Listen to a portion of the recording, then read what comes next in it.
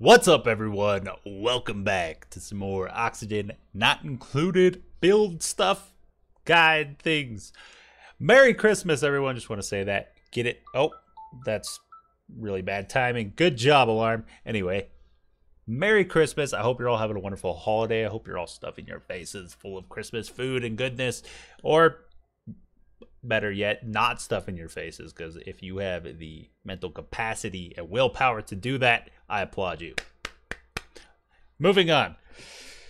As you can see here, we have a system, and I already did this video. It turned out pretty dang good, except for there was no audio because my mic was muted.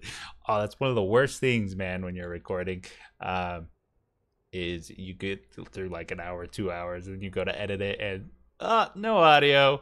So I considered just kind of doing a voiceover, but you know what? I didn't really ever finish the system. I still needed to kind of refine it, but I just wanted to kind of show that boom, we're not really going to explain anything. We're just going to delete it. Little sneak peek for you, little tease to kind of keep you interested. You know, can't give it all up at once. You gotta make them work for it.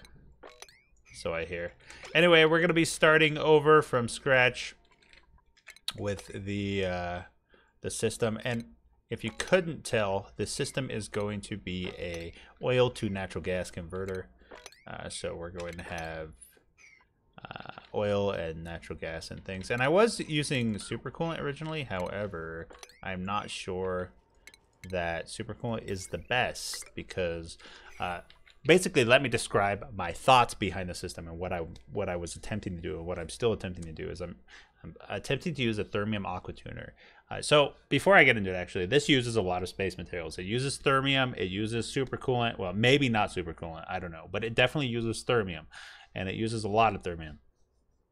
So keep that in mind when you're moving forward with this build, because obviously we need to heat the oil up to a point where it goes into petroleum and then vaporizes into sour gas, which is I'm not sure, it's like 500 around ish something temperature. So we definitely need an aqua tuner that can get that hot, and I believe niobium might be able to. So it's 125 base, so it can get to 625. So niobium should be, let's see, yeah, so petroleum gets to 538 before it vaporizes, and we can go up to 625 on the niobium aqua tuners. So we could use niobium, but if you have access to niobium, then you have access to thermium. So we're just going to go with thermium, and that's how we're going to start. So let's go ahead and start rolling on the system again, I guess. So 2 kilograms of hydrogen per tile. So 2, 4, 6, 12, 18, something like that.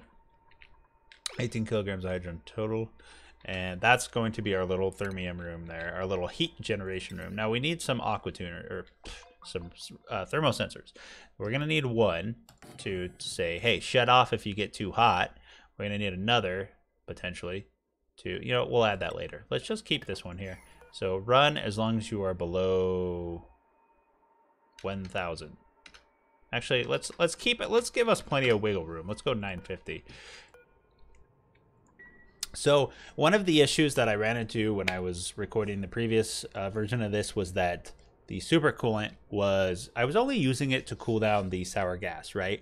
And that just was not pulling enough heat out of it.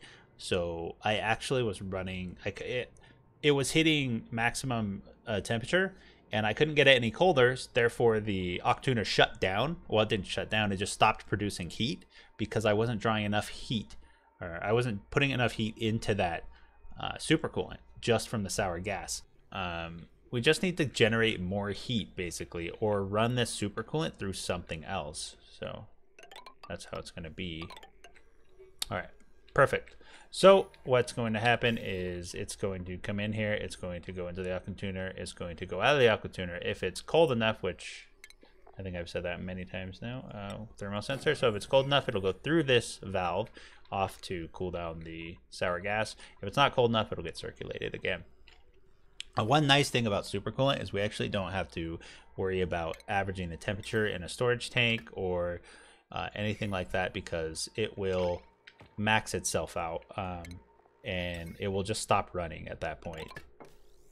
well, the aqua tuner will stop running at that point. It won't cool it down anymore. So we should.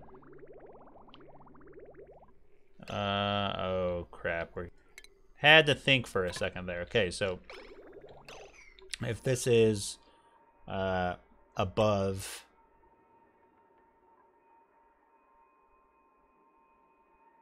You know what? Do we even need to do this? We don't even need to do this, do we?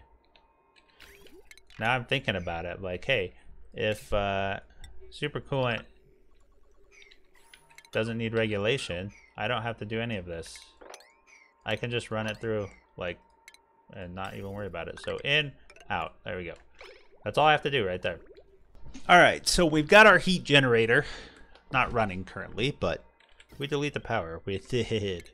We did delete the power. Okay, there we go. It's not running currently. One thing we're going to need to do, of course, is have insulated tiles around this so we don't, bleed any of the heat out.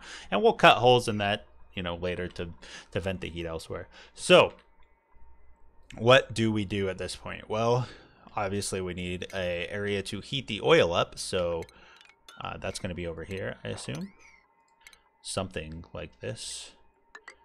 And how big do we need? Well, we need quite a bit of space, to be honest, because we need to build a vent or a pump for ventilation, some other things. Let's just do this. This is way too big, I know, but it just gives us plenty of room to work with. So all this has to be made out of thermium, by the way, because we are going to be connected to this room, which is going to be getting quite toasty. So everything needs to be made out of thermium in order to function correctly. So we've got our oil dripping in, got our gas pump venting out. I suppose if we need an atmo sensor here, there we go. And the idea behind this, I don't think I mentioned, is that it's going to be self-powering as well. Once it gets going, of course, because we're going to be using the natural gas it produces to power itself. And then we could also use a steam turbine potentially, but it's already producing natural gas for power, so hopefully we can produce enough to where it will power itself. Now that is, that's yet to be seen, so not sure it's actually going to function that way, but that's the idea. Okay, you should shut off relatively soon. There you go. Okay. So we've got our oil in here. This will eventually turn to sour gas, which will then be pumped up to our cooling room. Now, let's see how we want to do that. I suppose we just go like this, and we have our cooling room over here, maybe? Could have our cooling room underneath as well, since we've already got the stuff over here. Let's say the pipe in here. This is where supercoolant's coming in, and then we're gonna put the cooling room up above. Whoa! Whoa! Whoa! Whoa! Whoa! Whoa! Whoa! Whoa! What happened to you? I have no idea. Did I mop it? I must have mopped it by accident. So, all right, now we bring our cooling loop straight up like this. There we go. There, and then we can have our cooling room right here. We don't really need a big cooling room. Doesn't have to be very large. That's what she said. So we can make it probably just like 2 tiles wide. So we obviously need our pump, and we're just going to use a regular vent to regulate it here. I think that will be just fine. We'll go something like that. So there, we're now venting the sour gas into this room, which is getting cooled by these pipes.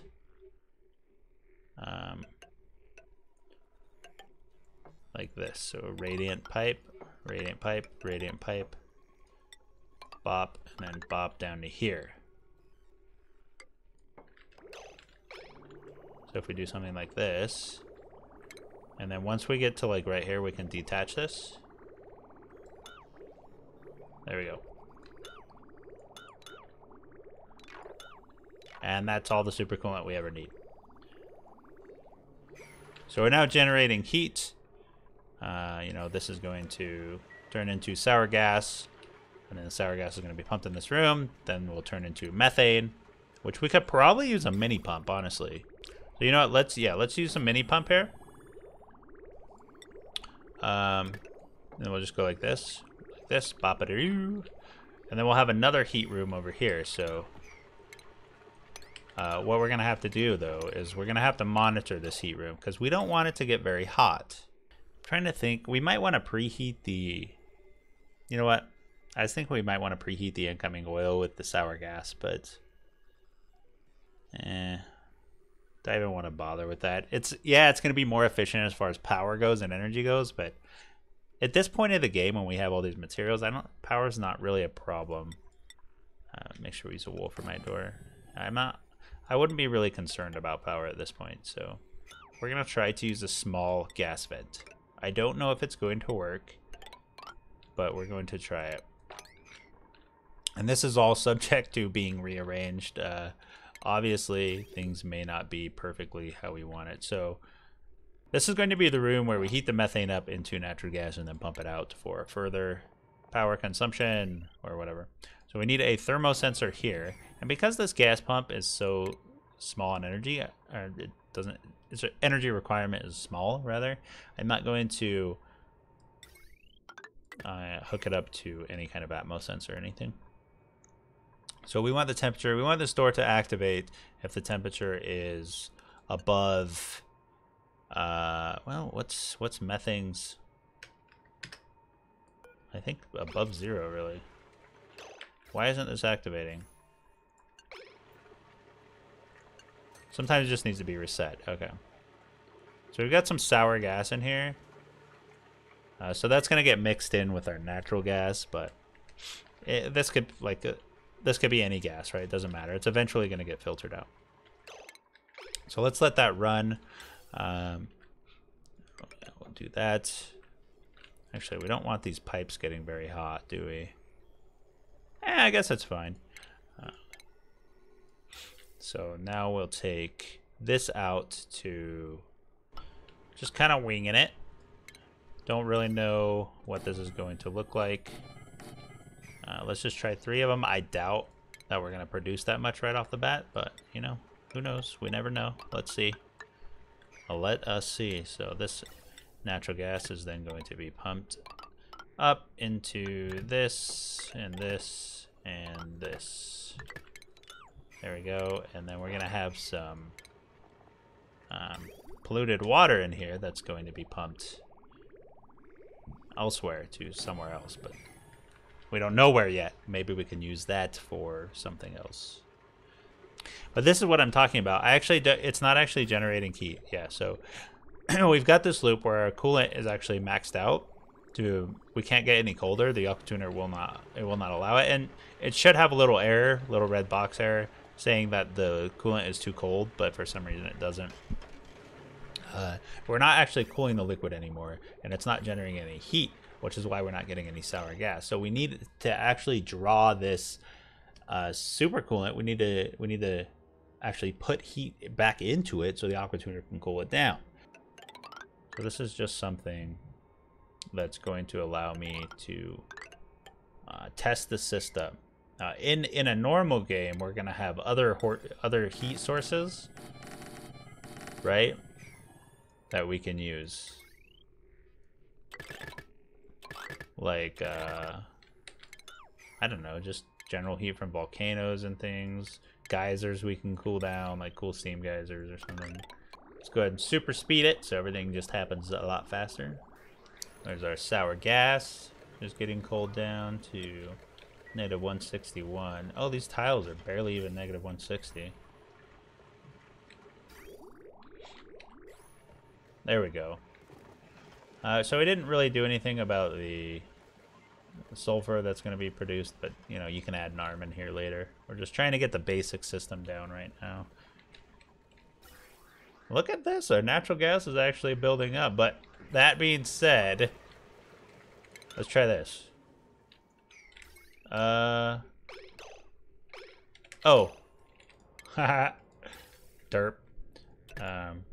We probably need to vent these guys. Smart battery. There we go. There we go. And oh, okay, that didn't work. Sometimes these things happen. Automation wire. Break ends at... Hey, break starts. Wait a minute. What? Oh, break. That's a weird way to word it. So we'll start running at 60% power, and we'll stop at 100. Yeah, there we go. So we're gonna have to kickstart it again with the other power system, but we'll be able to kind of see if it's power efficient. Okay, we've got a little bit built up. Let's go ahead and cut the power and see if this is enough. Doesn't look like it is. Nope, does not look like it's going to be enough gas here. Looks like we're quickly going to run. Oh yeah, look at that. Oh yeah, just not quite enough. You know what? Maybe the reason we don't have enough gas is because this pump can't pump enough. We might have enough gas in this room. So let's go ahead and gas with, we're gonna want to automate it with this guy. So run as long as you're above like 600. That'll be fine. All right. So now can the system keep up with itself if I do this? Oh, we're not connected. Well, that would help. There we go. So is it that the pump couldn't keep up with the demand, or is it that our system couldn't keep up with the demand? We've got a lot of natural gas here. It is going down, so it might take a few cycles to actually balance out and see. But currently, right now, it is powering itself. So there. So we vacuumed out the natural gas, and we're getting excess. So it is self-powering. Maybe. I think we just let it run and see. We may have had a little bit of methane built up here. I think these things can only pump 10 kilograms at a time. Or not 10 kilograms. Let me look here, actually. 1,000 grams. So 1 kilogram a second. And I'm saving up 40 kilograms? I don't need that much. I just need, like, I don't know, 5. You can see we're generating tons of natural gas out the system, so... Now again, let's see if I can just vacuum this out, let it kind of start from square one. We know that it works now. We know that it's self-powering, so I'm going to now kind of rearrange it. So it pumps 500 per packet, I'm pretty sure. I may be wrong. I don't know. I don't know everything. Sometimes I forget things that I knew before as well. This happens. Don't judge me. So here we go with our power generation. And I think what I'm going to do is I'm going to align it vertically. So we want a little base here, right? For our, let's make them out of steel. We want a little base for our water to drip down into. We could actually make like a self-contained power plant maybe. I don't know. We'll see. Let's see. This could be the only power plant you ever need. This could be something amazing. We just don't know yet. And let's start out with a vacuum in here. It's eventually all going to be polluted oxygen anyway, so it doesn't really matter. And then, so we take our radiant pipes that were used to cool things. Oh, we need temp shift plate. So I'm going to place a temp shift plate behind each one of these. But this, you know, this may be another revision. There may be more there's definitely going to be more revisions to this. What am I saying? We'll do this, and then radiant pipes across the temp shifts. Connect like that, and then we're going to need more supercoolant. There you go. So we're now using the supercoolant to cool down our power generation. Of course, we don't have enough power, so we may have to let this run just for a little bit, build up a little bit of natural gas. I think this is going to be the system right here. Obviously, there's going to be some refinement, which we'll go into, and, you know, we'll handle that. We'll probably reposition things to be a little bit nicer. We may move this room, like, over to the side here, and squinch it down a little bit, because, you know, make it the same height as this room, so it looks nice, and it'll be right over here to the left of that. and then we can potentially put the power system above that. And then this guy over here could also go to the right. Looks like we are building up, and a nice amount too. It's not like slow or anything. We're building up a nice big chunk. So this is a self-powering oil to natural gas system that could be optimized maybe a little bit more, but I think it's pretty good, honestly. And we could then further take this polluted water and this carbon dioxide to maybe produce more oil with like slicksters. And the polluted water we can pump into a oil geyser or whatever they're called to produce more oil. So this essentially, this system could just continuously run forever. And yeah, so that's the system. Oil to natural gas, self-powering, and we may even have more cooling potential than we're using. So we might be cooling down just enough, just barely enough to where this aqua tuner can continue to run. So what I'm going to do at this point is I'm going to now finalize the build and sort of make everything neat and how I want to build it, my base, and how I like it. And then we'll come back and go over sort of the final revision. Now we start from square one. So let's put the cooling room over here. It does need to be slightly bigger. That's right. That's what she said. I'm going to say this is fine. We're just going to put it over here.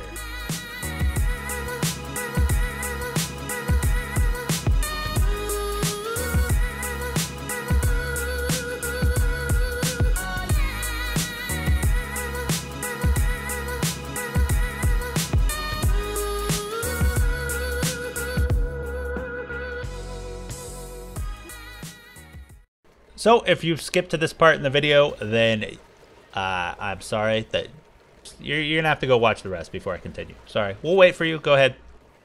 I'm joking. Anyway, this is the system. This is the final revision. At least this iteration of it is the final revision. Obviously, there's things that you discover over time with systems that you kind of change and tweak to kind of make them a little bit better. But this is the general system as I have it. We could add another natural gas generator instead of these batteries, but obviously it needs to look nice, so you know, I added batteries instead.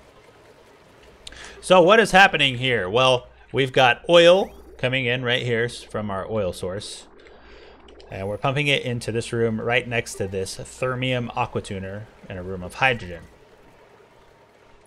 So the thermium aqua tuner heats up to it seems to stick around 600 degrees with what I'm currently doing.